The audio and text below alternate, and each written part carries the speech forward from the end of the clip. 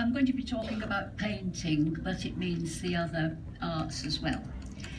And so where do I start? Let me see. Sorry.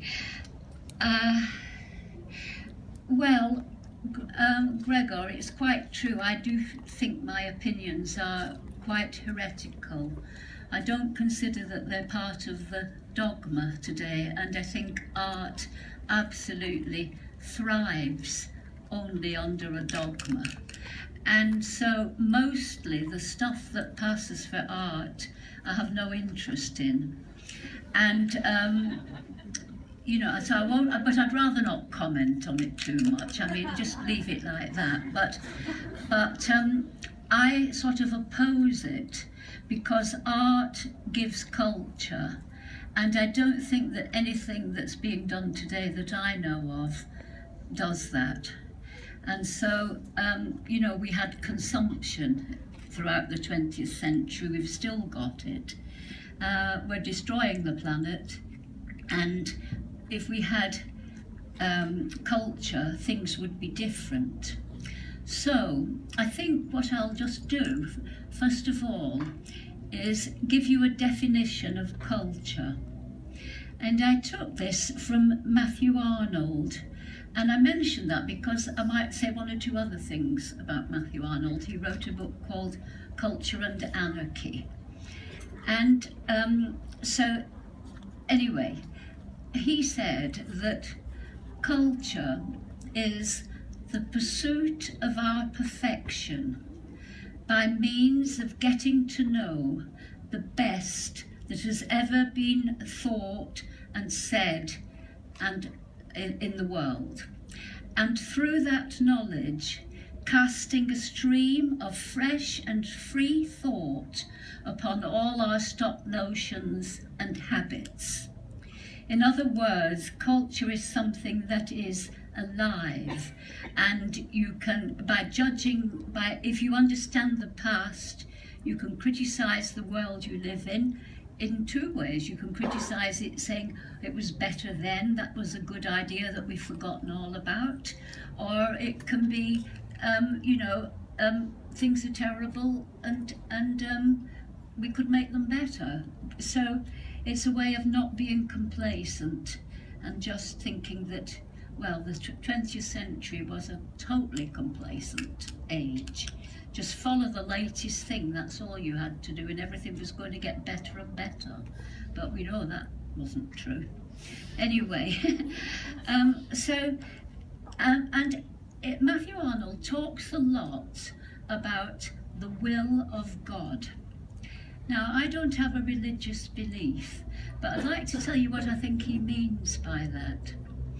And I think he's talking about evolution, human evolution. You'll see what I mean. I adore the concept of God, the idea of something perfect, and the idea of evolution in this concept is that we can become more and more perfect by becoming more near to God. That's the idea. And so when he talks about the will of God, what he means is that we are trying to get closer to our own perfection. And we are the species, human beings, and I believe that what he means by that is our human genius, meaning the thing that makes us human. Genus, you know what that means, generations, it means a species. And so our human genius is the epitome of what we can be. And Matthew Arnold talks about our best self. That's what we need. We should always follow our best self and be careful that we're doing that. And I think we do that by following our deep curiosity, by trying to understand the world. And so this is all what I mean by culture, that culture would give human beings the power to evolve. We started off as bacteria. We're the most amazing species on Earth. We can do things that other creatures can't do. And one of the things we can do is we can make art. Now then, so I just look at my notes and see if there's anything I've forgotten to say in that bit. No, just only that if I remembered all that bit. It's okay. So what we're saying is that if we understand the past, then we will understand the world we live in. We are the past, and the human race is our past. Now then, for this reason, I consider the art lover to be a freedom fighter for a better world. Right, now then. The next thing is that when I was teaching in Berlin, I was teaching there for 13 years, and I used to go 7 or 8 times a year, and hello, Daddy. I used to go there 7 or 8 times a year for about 4 days. And so what I did is we read books. We read Brave New World, 1984, the most important books of the 20th century. Anatole France, The Gods Will Have Blood. I definitely recommend that. Translated from the French, Les Dieux ont soif. It's in Penguin. It's a wonderful book. And I sent them to the art galleries, because I said I'm not teaching people who don't read and who don't go to the art galleries. So that's what we did. And I said to them, before you move from one room to the next, imagine if the fire bell went, which painting would you save? And I said, if you keep going every week, every month, in 6 months, you wouldn't choose that painting. You'd choose another one. You'd think, my God, did I really think that this girl with these tears and everything was so genuine and wonderful? And this here is much more truthful. Now I understand something, you know? And so what we're talking about is discrimination, knowing what's the difference between things. And in the case of what discrimination means in the case of art, when you look at paintings, it is the best is the enemy of the good. You might think something's good, but when you see something better, then you're not so interested in the good anymore. So it's very much about discrimination. Now then, if we had true culture, because that's what we're talking about, art gives culture. And so if we did have true culture, we would not have climate change. You know, I'm an activist, and I'm absolutely desperate to know what to do to communicate as quickly as possible to everybody the danger that we're in. Thank God there's thousands of other NGOs, not only me. They're the only people who know what's going on in this world, the activists. Sorry? Thank you. Yeah. Anyway, so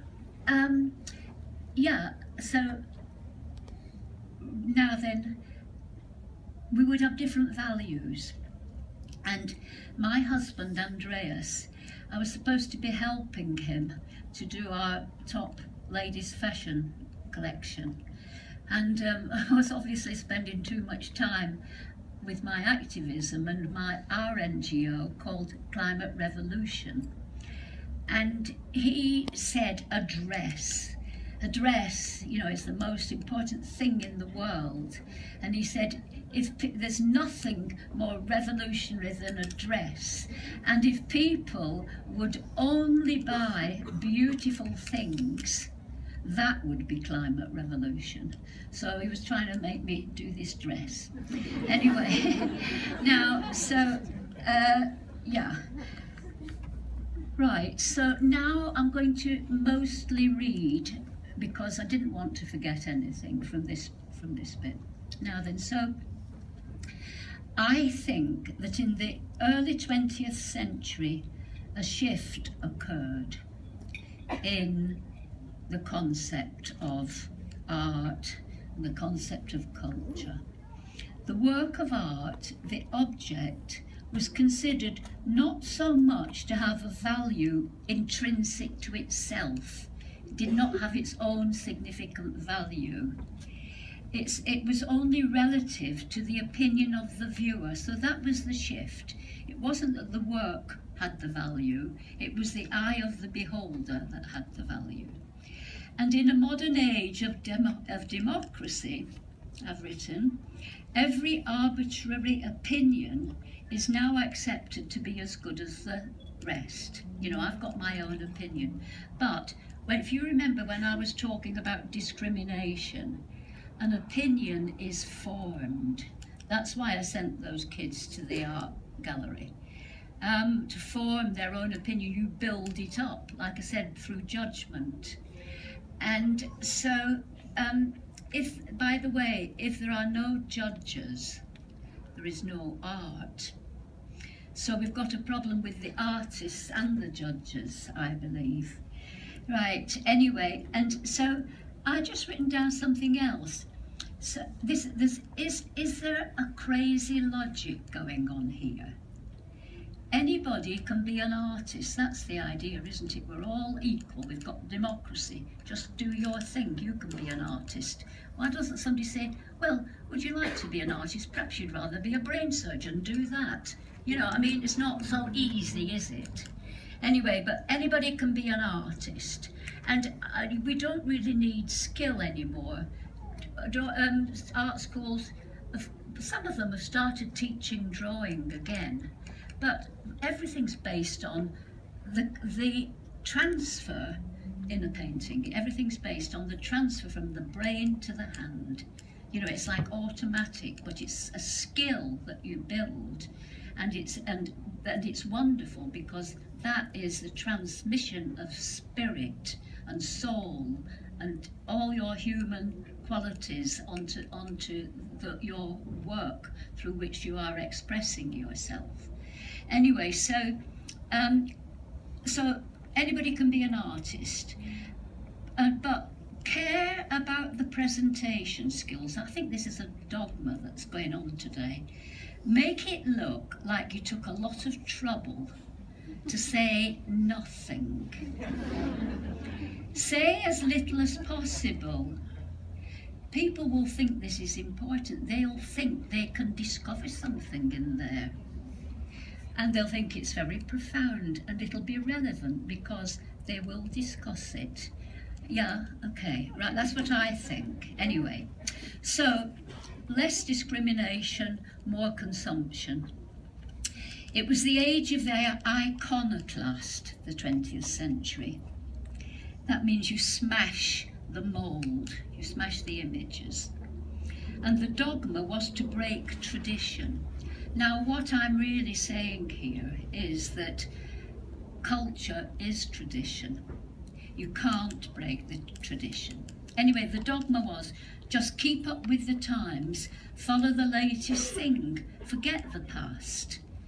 And the break succeeded in painting.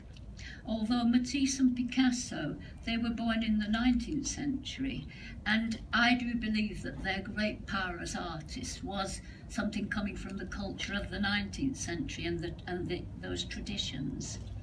There are still people, of course, today, exceptions. Francis Bacon, we can all think of people who are still exceptions, who did not break the tradition.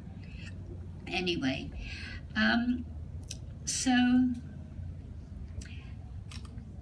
right, and then telling the artist to break with tradition is like telling the scientist to smash his laboratory.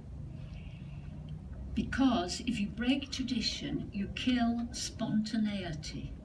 This thing, this transmission from the hand to the mind, you kill it. Because the artist becomes self-conscious, too preoccupied with himself mostly, trying to be original by starting from himself. What a panic, you know, I've got to create something. Where from? You know, I mean, anyway, something different new. Apparently this exhibition here is so new that it has to start at 2000, you know, okay? Trying to be original by starting from himself, something different. So how contrived that is, and I'm afraid that in my view, it's like I've seen it 17 times already, you know. So spontaneity, it can be quick, but it can take ages. I know this from fashion design. It's something you discover as you go along.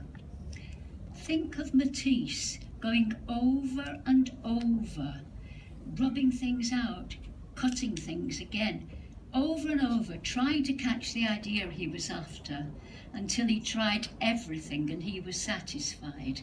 I'm just going to take a little diversion here and just say that I saw an exhibition of Matisse, more than once, but I saw a very big one that was amazing. And it was very interesting to see photographs of him at work. And the nude model was here, and he was practically on top of it with his thing. And just no wonder they were so sexy. That's what I wanted to say. Anyway, so great art is always original. Always original. It's new, no matter when it was done. If it's a cave painting from, you know, 20,000 BC, it's original. And we'll talk about that later as well. But in his essay, one of the most important essays ever written regarding art, T.S. Eliot, his essay is called Tradition and the Original Talent. And this essay, it is the proof of what I'm saying, that great art is always original. And he says that the test of that, the proof of it, is that if the new work fits into the tradition, then it's original. And the tradition changes and it moves to include the new work. And if the work is just something, you know, seen it 17 times already, doesn't go in there, it just, you know, gets lost. Anyway, so I think that's a terribly important thing to understand. Right, so there is no progress in art. Otherwise, Picasso would be greater than Titian, and Titian is not greater than the cave painters of 20,000 BC, because they're all so great. There's no progress in art because art is perfect. That's what it's aiming for, and that's when Matisse stopped. When he'd done what he saw was perfect. And so that is the thing about art, it is perfect. And if it's perfect, how can it progress? No, it stays perfect forever. So there's no progress because art is always original, as alive today as when it was first done. Each work is a vision captured by an individual. The artist changes, we change, and the world changes. So it's like looking down the end of a telescope, the wrong end of the telescope. All the paintings in the world are our culture. They all tell a story from the time they were done. And we can look at them because it's always alive, because it's got meaning. It's got something in there that we can relate to. And we can see some of the reality, something of the reality behind it. Although we can never step into the same river twice. And that's another reason why it's always original. You know, we can always see it fresh, always see in it something we didn't see before. So, I was already saying that there's no progress in art because it's perfect. It's universal. That means that everybody can understand it potentially. They can. There's something in there that has meaning that they can understand. And it's also timeless.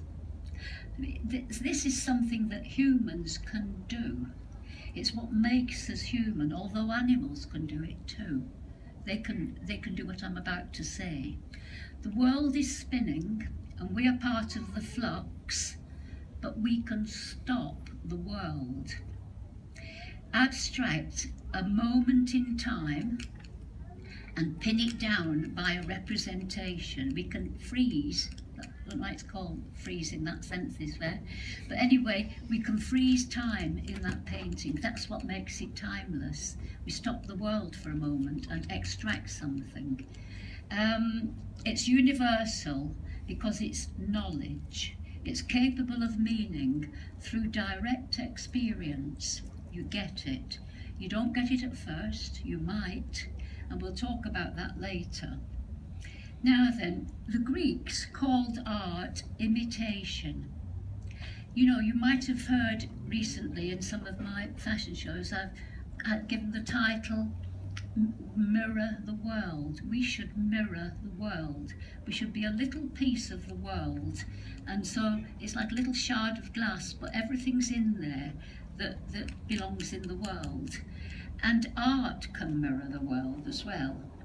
But the Greeks called art imitation because although it mirrors the world, it's not real. We're copying something, but it's not real. The flux is what's real, and we can never grasp what that is. Everything's relative, you know, difficult. You have to pin it down to have knowledge. You have to keep pinning things down. Animals do that. You have to stop the world to understand it. Our experience comes to us through signs and sensations, direct experience abstracted from the flux. A little beetle can do that. It knows what to do. It's got something tells it to run away or whatever it tells it to do. But anyway, because of this, some people say that science and everything we make is art. The Eiffel Tower, for example. But no, it seems the Greeks got it right. Because art is imitation, and that's what we can do. That's what human beings can do. No other creature can do that. So, one thing is that I don't agree that abstract art is art. I'll tell you why. A square is not art. Red canvas seeping into brown paint, that's not art. They're just, because they're not subjects, they don't have meaning, they're just qualities. They are qualities. They aren't anything that we can all relate to. And therefore they can't give culture. So there's no focus, no ambience, just an ambience and no meaning. They don't have an idea that we can potentially all share, therefore they don't give culture. And I reject them just on that basis, whether you think they're very decorative or you like sitting there and every time you do, you meditate. I mean, I really don't know, because if you meditate, you're going to meditate different than I would, and I wouldn't have the patience, I'm afraid, to sit there. But anyway, right, anyway, so I'm coming quite near the end, except I want to tell you that about this knowledge, and that knowledge is something that is non-verbal. It's something not on the level of our self-consciousness, of our consciousness. And I want to give you an example of that. There's a fantastic book called Stoner. Everybody's reading it. It was written in the 1965 and it's just been rediscovered anyway. And Stoner is the name of the man in the book. And the best thing about, and he's born around 1900, incredibly poor, and he lives on a farm, and his father realises that there's a course in soil and agricultural chemistry at the university, which is 40 miles away. And so this poor boy walks there he gets a place in this university. His father thinks he should go there, and so he's got a foundation course in his first semester or whatever, first term at school, and he has to study literature. It's part of the foundation course. Actually, I think it's in his second year that he has to study the literature, and he can't. It's totally new to him, and he doesn't understand how it's useful to him, and he's really got a problem. He just doesn't somehow doesn't get it, and he's sitting at his desk, absolutely gripping the desk. His knuckles are white, trying to understand what this teacher is telling him. And this teacher, he's got kind of contempt because for his students, but it's not really contempt, it's got of contempt for himself, because he knows he's a lover of literature, the teacher, and he knows he can never communicate what he knows. Anyway, and so so he's a little bit irritable, and it's very funny. And Mr. Stoner, because it's a Shakespeare sonnet, Mr. Stoner, Shakespeare speaks to you from 300 years ago. What does it mean? And this poor Stoner, he doesn't know what's going on. And all of a sudden, this teacher quotes this sonnet, and his voice changes because he loves it, and he falls in love with his sonnet for the 1000th time probably, and when it stops, he asks Stoner again, what's the meaning? And Stoner can't answer, and he just looks at his hands, and they've completely opened up, the fingers have uncurled, and he looks at the fingernails, how they fit into the skin, and he sees the sunlight on somebody's face. And this is when he falls in love with this literature. He knows it. He understands something has happened to him that is visceral. It's to do with it's totally physical. And so that's it, and he's in the same position as his teacher. He can never pass on that knowledge, but nevertheless he becomes a teacher. He changes. He takes the literature course. He doesn't go home to the farm. He feels very terrible that he didn't go and help his mother and father who really suffer because of the hard work there, but he stays to be a teacher because he believes in this knowledge, and he tries to communicate it, and that is what the book is about him being a teacher. And he's so true to himself. That's what the triumph of the book is. He really is. And there are one or two people in the book who are really self-deceiving, and the harm that they can do people who are not true to themselves. But it's a fantastic book, and you should read it. And so this knowledge, it doesn't necessarily happen all at once like that, but it can be that you've seen something somewhere, and you're just looking at a painting and something connects from something you already know. And so what we're talking about is stuff that's nothing to do with words.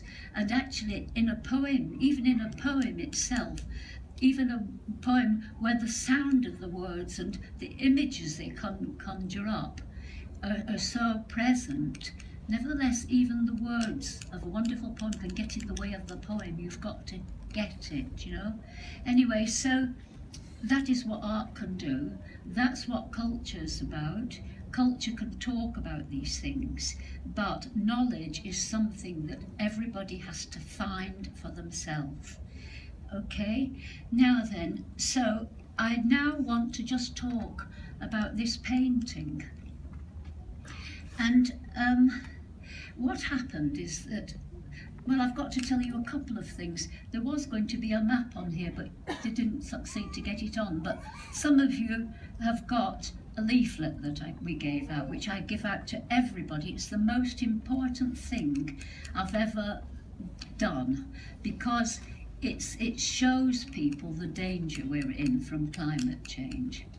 The terrible, terrible thing today is that everybody acts as if nothing's changed, as if nothing's happened. The press is just awful.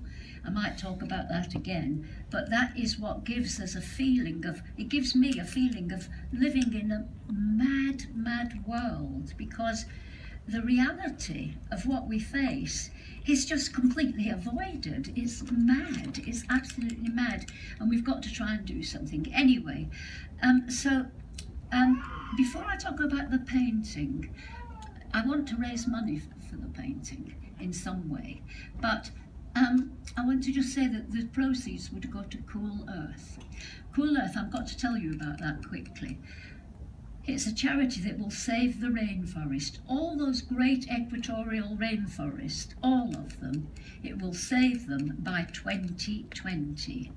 It's been going for about 5 years. It's already raised probably somewhere between 15 and 20 million pounds.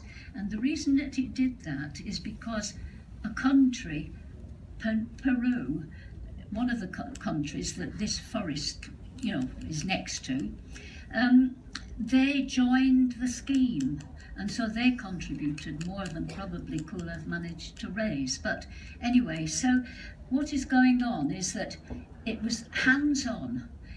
I don't want to take too long over this, I'll try and be really quick. And what Cool Earth does, they work with the native people, the indigenous people, who have whole histories. They fought wars to protect their rainforest and everything. And so what you do, you work with them, and Cool Earth gives, they don't buy the land, they secure their legal right to the land that they own, and they give them money or help to the value of what the loggers would give if they let them in to chop down their forest. And so it's not very much money, because the loggers give hardly anything, but these people live on a much lower income than we do. So Cool Earth might help them to make coffee better so that they can export it. Necklaces, all kinds of little things like that are very important to them. They can make money from these lovely little beaded necklaces and things. Anyway, but schools, all this kind of thing, they help them. Most important for those people is access to health care, because a hospital isn't very near. And okay, so they started, and the position they're in at the moment is that they ring fence the rainforest. If you go around the edge, then the loggers can't get in, and you protect all the middle as well. And they've got queues of tribal people waiting to join this scheme to link it all up. And so this is what I'm trying to do, is to raise money for this. Now then, when they started, they had a budget of 100. I'll just say, first of all, I will say this, that I thought, when I first realised what was the problem in the world, I thought, what can we do? We have to save the rainforest. Before we do anything else, we've got to save the rainforest, lungs of the world. If we don't save that, forget it. So when we found this amazing charity called Cool Earth. And Cool Earth, anyway, the budget was only, oh no, I've got to tell you. So I've tried to find out, and one team of people who were trying to save the rainforest, I asked them how much it would cost, and they said 30 billion. And I thought, well, that's not so much. I mean, the money that's wasted in the world, 30 billion, okay. Let's try and help and join these people. Nothing ever happened because it was a top-down organisation. The World Bank has got quite a lot of money that's been given to them to save the rainforest. They haven't spent it yet, except on discussions and administration. They've had it for probably 10 years. They've not used it. If we had it, we could. Anyway, Cool Earth's budget is it was 114 million pounds. That's all to save this forest with this plan. So what are we doing in this world if we can't raise that amount of money immediately to save the world? I mean, anyway, so I went to the polling station, which was held in a school, and on the wall was this collage. and it's ever so sweet, and it's really, really lovely. This collage, it's a teacher with little children, 5, 6 years old, and they made this collage, and they're just doing their writing and describing what monkeys do and what whales do, and I think it's just really, really lovely and sweet, and it's about love, it's about the teacher teaching them, and it's about innocence and trust as well. And of course everybody knows that the kids in school are really interested in the environment and the animals.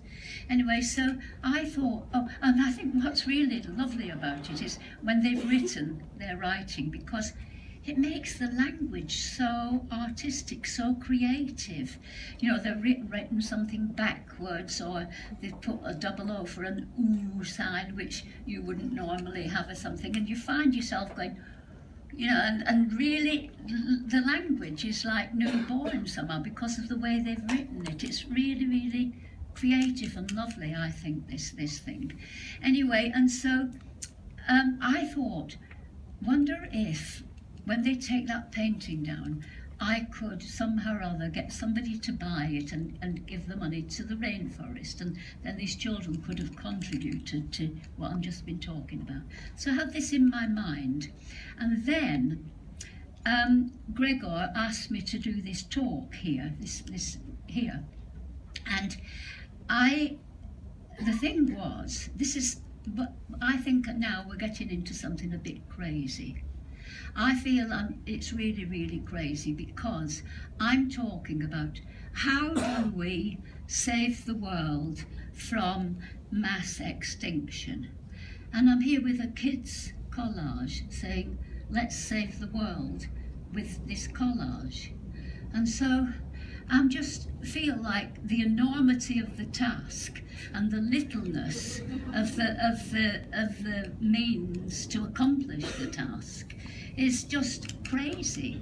And I think we do live in a crazy world, and as an activist, I'm always thinking, you know, I just feel like I'm insane sometimes. I really do, because it just is awful. It doesn't make sense.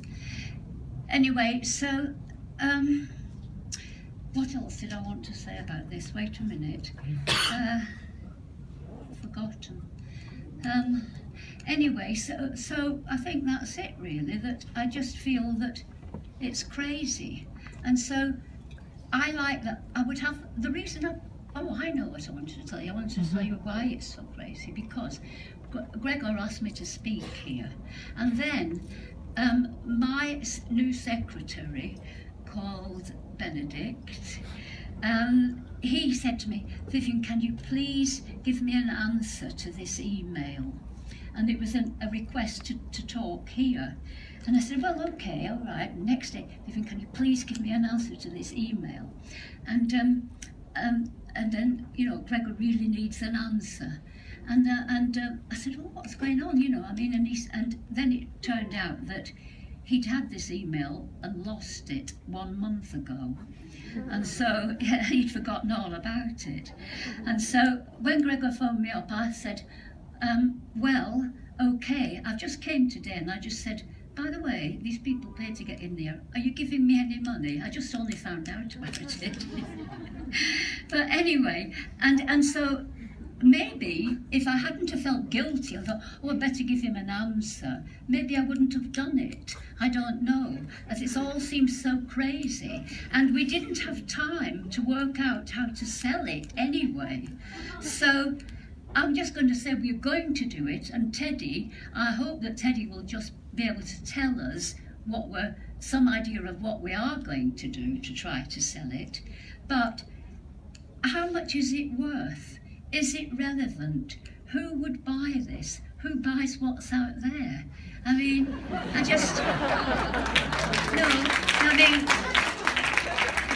maybe, I had one idea. I thought maybe we have a raffle, and then one person wins the raffle, and then either they can keep it themselves or we can donate it to an institution.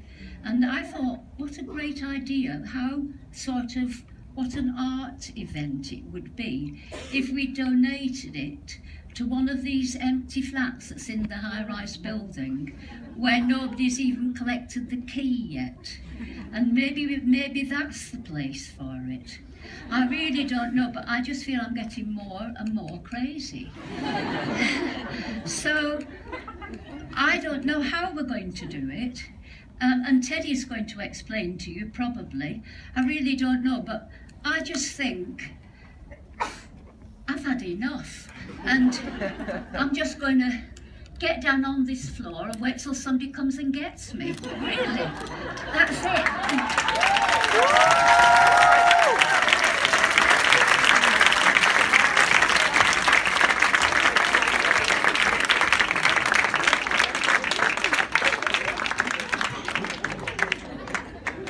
Teddy. I'm in charge of... I forgot. Because this is the real madness. There is a price on this. And the price would be, we've got a project with Cool Earth where they need £2 million for an extra project to save a place in Papua New Guinea that would be turned into a palm plantation to keep the old rainforest there. That's that.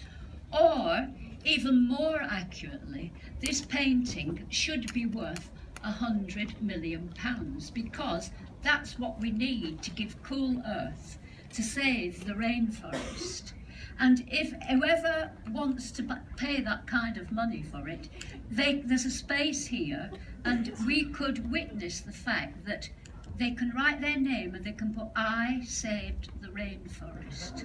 And then perhaps this painting would be relevant. Okay. In